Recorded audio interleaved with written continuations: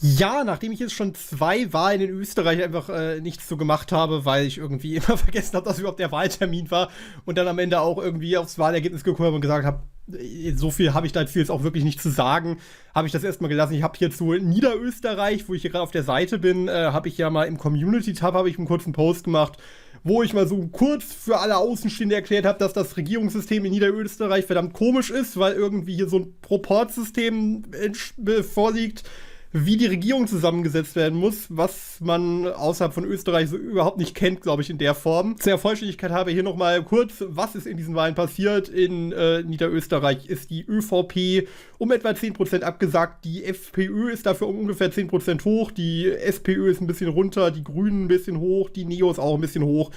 Das war's dann aber auch schon, also im Grunde das Gleiche, was wir davor auch in der Tirol-Wahl schon mehr oder weniger gesehen haben. Die ÖVP ist gerade so ein bisschen in der Krise. In Kärnten sah es dann ein bisschen anders aus. Da ist dann die SPÖ etwas abgesagt, was halt einfach daran lag, dass sie die stärkste Partei vorher war und die Regierung angeführt hat, nehme ich jetzt einfach mal stark an. Ich habe mich da jetzt nicht genau eingelesen, weil es hier ja auch gar nicht um die Wahl in Kärnten gehen soll, sondern dann um die Wahl in Salzburg. Aber dazu kommen wir gleich. Man sieht jedenfalls, die jeweils regierende Partei sagt eigentlich immer um ein ganzes Stück ab. Dafür die Oppositionspartei, ich gehe einfach davon aus, dass die FPÖ und die ÖVP in dem Fall in der Opposition waren, weil die beide hier ein bisschen zugewinnen konnten. Team Kärnten konnte auch relativ gut zugewinnen. Aber das sind jetzt eher Kärnten-spezifische Sachen. Jedenfalls im Großen und Ganzen kann man eigentlich sagen, die ÖVP ist gerade immer noch mehr oder weniger in der Krise. Aber was jetzt seit der Tirol-Wahl sich relativ neu entwickelt hat, ist, dass die SPÖ jetzt auch in der Krise ist. Warum, weiß ich jetzt nicht genau. Also hier laut diesem Artikel im Standard, den ich dazu finden konnte, liegt das wohl überwiegend an der Parteiführung. Da gibt es jetzt irgendwie einen offenen Streit und der sorgt irgendwie dafür, dass die Partei wohl sehr zerstritten wirkt oder so. Ich weiß aber nicht, ob das der Hauptgrund ist oder ob es da noch andere Faktoren gibt. Das sollen mir jetzt die Österreicher in den Kommentaren mal erläutern, weshalb jetzt die SPÖ konkret so absackt in den Umfragen. Man sieht es ja auch bei den Nationalratswahlen-Umfragen, da ist die SPÖ jetzt etwas wieder hochgekommen, wie es aussieht. Sie war hier teilweise mal bei 23-29%, die die FPÖ dann hat. Wahrscheinlich ja einfach hauptsächlich davon profitiert, dass die anderen Parteien unbeliebt sind. Aber wie man sieht, es scheint sich jetzt mittlerweile zumindest wieder ein bisschen eingefangen zu haben, dass die Parteien jetzt so halbwegs gleich auf schon wieder sind.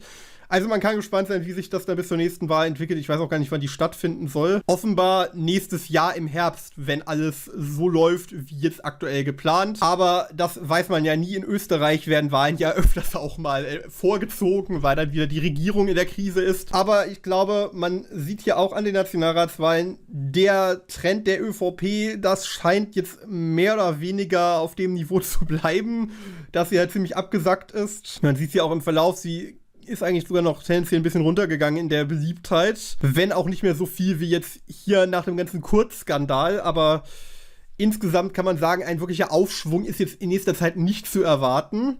Der ist dann doch eher bei der FPÖ zu finden. Womit wir dann auch endlich zur Salzburg-Wahl kommen, wo diese ganzen Trends sich auch so mehr oder weniger abbilden. Was mich allerdings jetzt vor allem bei der Salzburg-Wahl, und da soll mich jetzt die Salzburger mal aufklären, was da los ist. Warum ist die KPÖ mit über 10% plus jetzt plötzlich so stark geworden? Kann mir das irgendeiner erklären?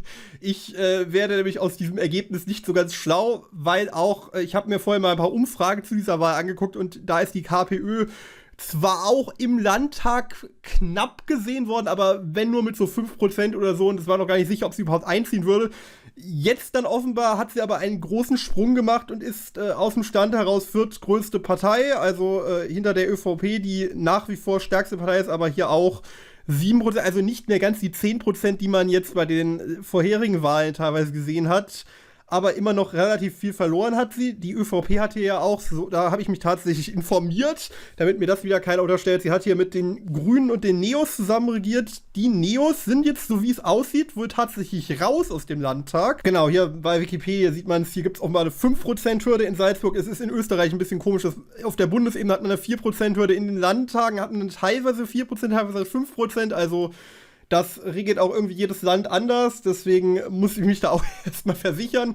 Aber ja, die Neos scheinen wohl relativ, auch wenn es hier erst 67% ausgesehen ist, ich glaube 4,1% ist ziemlich eindeutig, da wird jetzt kein Wunder mehr geschehen. Also man kann davon ausgehen, dass sie raus sind aus dem Landtag, womit die aktuelle Koalition auch definitiv nicht mehr zustande kommt. Auch hier ÖVP und Grüne sind weit weg von einer Mehrheit. Also ÖVP und SPÖ könnte, wenn ich das jetzt im Kopf richtig überschlage, gerade so klappen. Ich weiß jetzt auch gar nicht, ob hier irgendwelche Koalitionen im Vorfeld ausgeschlossen wurden. Also das Einzige, was ich hier jetzt so auf die Schnelle finden konnte, ist, dass die Grünen und die FPÖ sich gegenseitig also zumindest die Grünen haben eine Koalition mit der FPÖ ausgeschlossen, sagen wir es so, aber ich glaube, das ist auch wenig überraschend. Auch FPÖ und SPÖ alleine würde keine Mehrheit haben. Also wenn müssten SPÖ, FPÖ und Grüne, um die ÖVP rauszuhalten, eine Koalition bilden. Also ich glaube, das kann man relativ sicher ausschließen. Man sieht ja auch bei ORF zumindest, es wird ÖVP, FPÖ, ÖVP, SPÖ und ÖVP, SPÖ und Grüne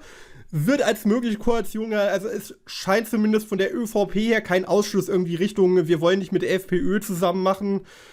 Aber ja, also es ist hier relativ offen eigentlich, wie jetzt die nächste Koalition aussehen wird. Es sollte nur relativ klar sein, dass die ÖVP drin enthalten sein wird und als stärkste Partei dann auch den Landeshauptmann, heißt es ja, glaube ich, in Österreich stellen wird. Aber alles andere scheint jedoch ziemlich offen zu sein, was jetzt am Ende die Koalition sein wird, ob jetzt die SPÖ oder die FPÖ dann mit drin sein wird.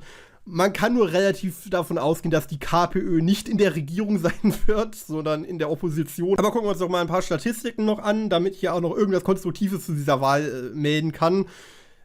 Man sieht hier Wahlverhalten nach Alter, dass die ÖVP dann doch bei den Älteren immer weiter punktet. Die FPÖ ist eigentlich relativ konstant, aber bei den 30- bis 59-Jährigen noch am stärksten. Die SPÖ ist bei den Jüngeren tendenziell noch ein bisschen stärker als bei den anderen, aber auch nur minimal. Die KPÖ ist tatsächlich durch alle Altersschichten relativ gleich auf. Die Grünen dafür auch wieder bei den Jüngeren. Tatsächlich bei den 30- bis 59-Jährigen sogar leicht mehr als bei den ganz Jungen. Das ist auch interessant. Und die Neos sind auch eigentlich nur bei den jüngeren Leuten angesagt gewesen. Ich weiß gar nicht, was Wirs ist. Offenbar, wir sind Salzburg. Keine Ahnung, irgendeine lokal tätige Partei, also offenbar. Ich weiß jetzt aber nicht, was deren Forderungen sind, also kann ich dazu nichts sagen. MFG ist hier auch nicht mehr wirklich relevant, war ja teilweise in der Corona-Zeit mal in irgendeinem Landtag ist sie sogar reingekommen. Ich glaube, Oberösterreich war das, wo sie reingekommen sind. Aber mittlerweile auch nicht mehr wirklich bedeutend. Dann sieht man hier vielleicht noch Wahlverhalten nach Einschätzung der Entwicklung von Salzburg. Das ist vielleicht noch ganz relevant, dass Leute, die sagen, Salzburg hat sich gut entwickelt, dann eher ÖVP gewählt haben und Leute, die sagen, dass es nicht gut entwickelt hat, haben hauptsächlich FPÖ gewählt. Die sagen, dass sich nichts groß nach gut oder schlecht verändert hat, haben hauptsächlich auch ÖVP gewählt.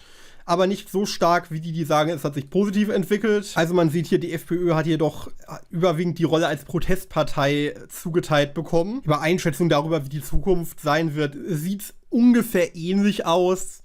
Hier sind die sagen, es bleibt ungefähr gleich gut. Die sind auch bei der ÖVP hauptsächlich anzutreffen gewesen.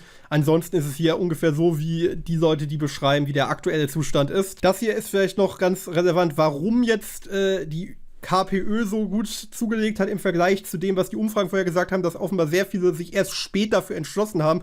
Tatsächlich die stärkste Partei bei den Spätentschlossenen ist auch interessant zu sehen. Also das scheint dann doch bei vielen eine sehr spontane Wahl gewesen zu sein, warum er jetzt die KPÖ gewählt hat. Vertrauen in Salzburger Politik ist eigentlich ungefähr das gleiche, wie es hat sich gut entwickelt und sowas. Also hier sieht man auch ungefähr das gleiche Bild dazu. Der Zeitpunkt der Wahlentscheidung, da kann man das ja nochmal genauer aufgedröselt sehen hier. Also ÖVP-Wähler waren schon sehr früh entschlossen, SPÖ-Wähler auch tendenziell. FPÖ-Wähler, also die klassischen Parteien waren eigentlich alle relativ schnell dazu entschlossen, die zu wählen.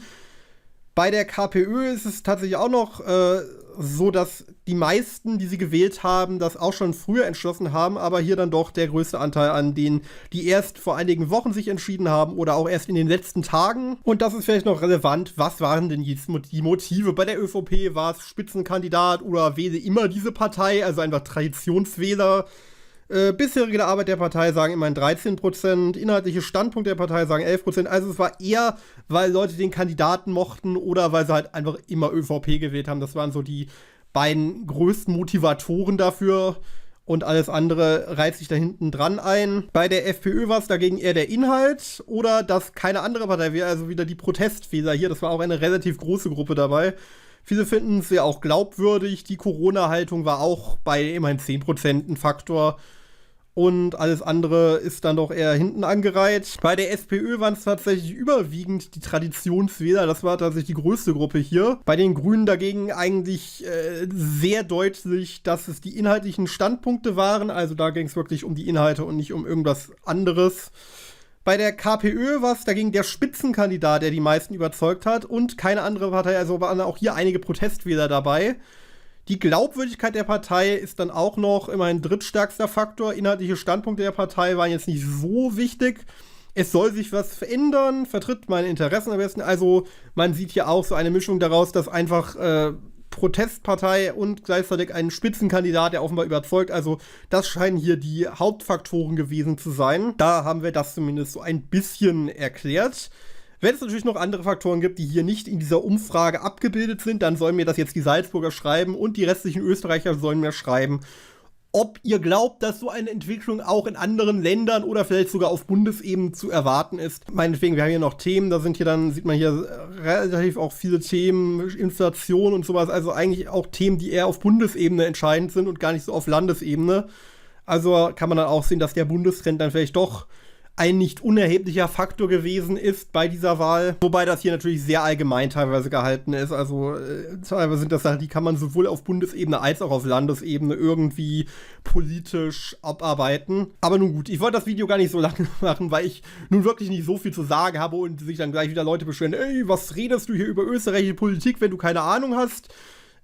Ja, aber ich wollte hier einfach mal die größeren Trends der österreichischen Politik mal wieder ein bisschen beleuchten. Und das habe ich ja jetzt auch getan. Wir haben festgestellt, der Kommunismus ist auf dem Vormarsch. Das werde ich jetzt so ganz reißerisch in den Titel schreiben, damit ganz viele Leute das Video anklicken und feststellen, dass das überhaupt nicht ist, was ich da sage. Nein, jedenfalls, bevor ich hier noch weiter Blödsinn rede, war es das mal von diesem Video. Ich weiß gar nicht, was die nächste Wahl in Österreich ist oder die nächste Wahl in Deutschland ist, dann glaube ich die Bremen-Wahl gewesen. Bin ich mir jetzt aber gar nicht sicher. Werden wir dann sehen, jedenfalls. Auf jeden Fall, bis dann. Tschüss.